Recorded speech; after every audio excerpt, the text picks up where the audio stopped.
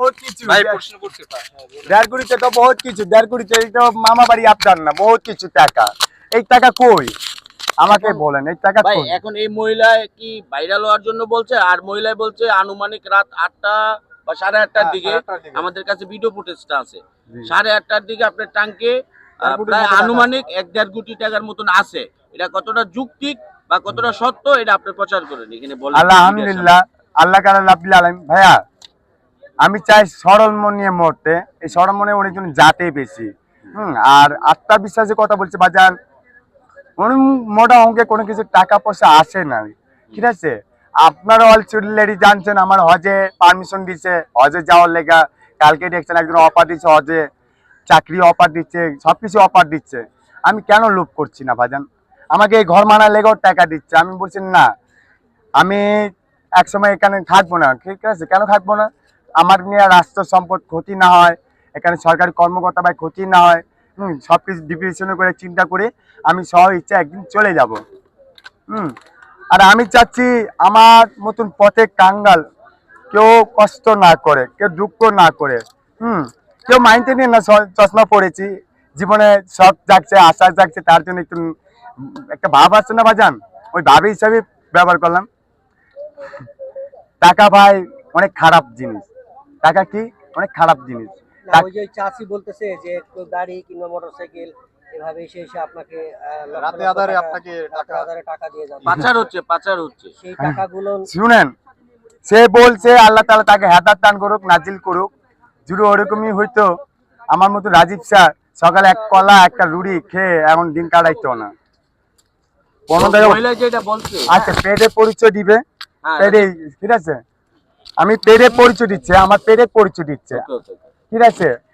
আর এই যে পাঞ্জাবি সকালে এক ভাই দিয়েছে আমি নিতেও চাইনি কালকে উনিজন গামছা প্যান্ট লুঙ্গি রাজীব ভাই আমি আমার টাকা দিয়ে দিতে চাই আপনি নিবেন নাকি আমি বলছি না ভাই আপনাকে একটা কাপড় নিতে গেলে বলবে কত কাপড় আমি নিয়ে এনেছি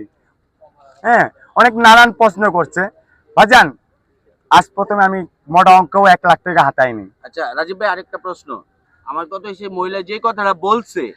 যে আপনার টাঙ্কে টাকা দেখছে এবং কি আপনাকে রাতের আধারে টাকাগুলো পাচার হচ্ছে এটাই মহিলাই বলছে এখন আমরা জানি না কতটা সত্য কাছ থেকে শুনছি এখন আপনি যা বলেন তাও সত্য আমরা শুনতে হইব যেহেতু আপনার আলহামদুলিল্লাহ এখন বিস্তারিত আপনি সত্যিটা বলবেন আর বাকিটা উপর আল্লাহর উপরে আপনারা আল্লাহ বিশ্বাস করেন না হ্যাঁ আল্লাহ রবকে বিশ্বাস করেন তো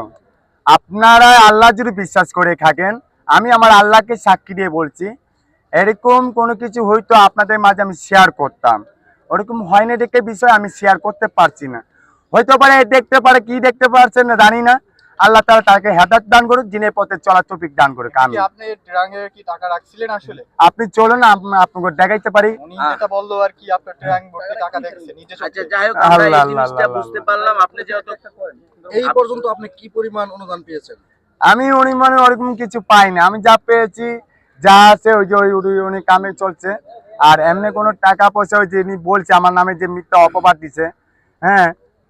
শুনেন ভালো কাজে সরম মনে অনেক কিছু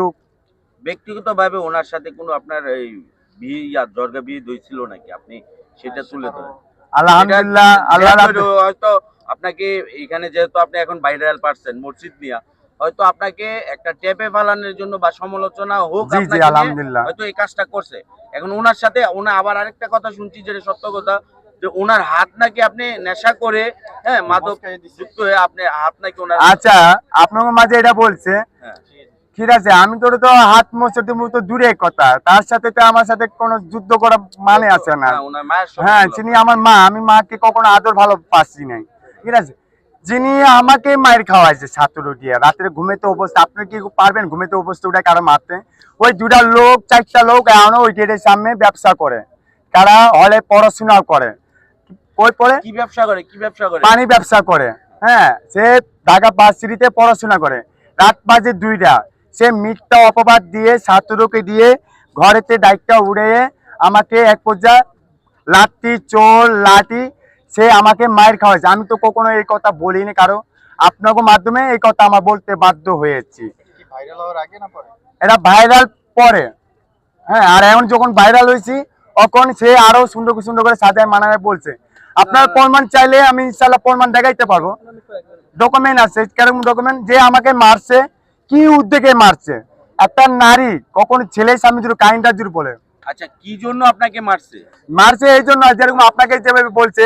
ভাই আমাদের হাত মস্কাই দিয়ে দিছে, হ্যাঁ হাতে ভাঙে ফেলছে। আরে বাবা, এটা হাত ভাঙলে মস্কা দিলে হাত কেমনে কাজ করে বাজার? আচ্ছা রাজীব ভাই, আপনাকে আসলে এই পর্যন্ত আনুমানিক কতজন টাকার অফার দিছে এবং আপনি নিতে চান নাই, তাদেরকে কি বলে আপনি ফেরত দিয়েছেন? আমি আলহামদুলিল্লাহ সবসময় একটা কথা বলতেছি, কোনো ইউটিউবে ফেসবুকে সাংবাদিকের মাধ্যমে কারো মাধ্যমে ফাঁদে পড়িয়ে এই কাজটা কেউ আগ্রহেন না, আর কেউ দান দেওয়ার চেষ্টা করিয়েন না। কেন ভাই, অলরেডি আমার নামে একটা আইটি আছে কি, রাজীবের মেলা 20 টাকা কামাই এনেছে, রাজীবের মেলা এটা করে আনিছে। আমি যার জন্য এখানে আমি সরতেও পারছি না। আমরা একটু জানতে চাই আনুমানিক কতজন এবং কিরকম অফার দিছে আপনাকে টাকা? আমার টাকা যখন অফার দেয় ওখানে আমি কবুল করি নাই। আর একজন মিডিয়ার মাঝে জোর করে 20,000 টাকা দিয়েছে মসজিদে, ওই 20,000 টাকা আরো আসছে। কেমন আসছে? একজন হেবজ্জতে ভাই, আমি যেখানে ঘুমাই টাকা হারিয়ে যেতে পারে। মানে আর 20,000, কতজন? মানে কিন্তু আনুমান মানে শুধু কি শুধু 20,000 একজনে? টাকা? হ্যাঁ, ওই 20,000। শুধু 20,000 টাকা আসছে নাকি না আরো বেশি? না না না, ওই 20,000, ওই 20,000, এই 20,000 আপনাকে মাঝে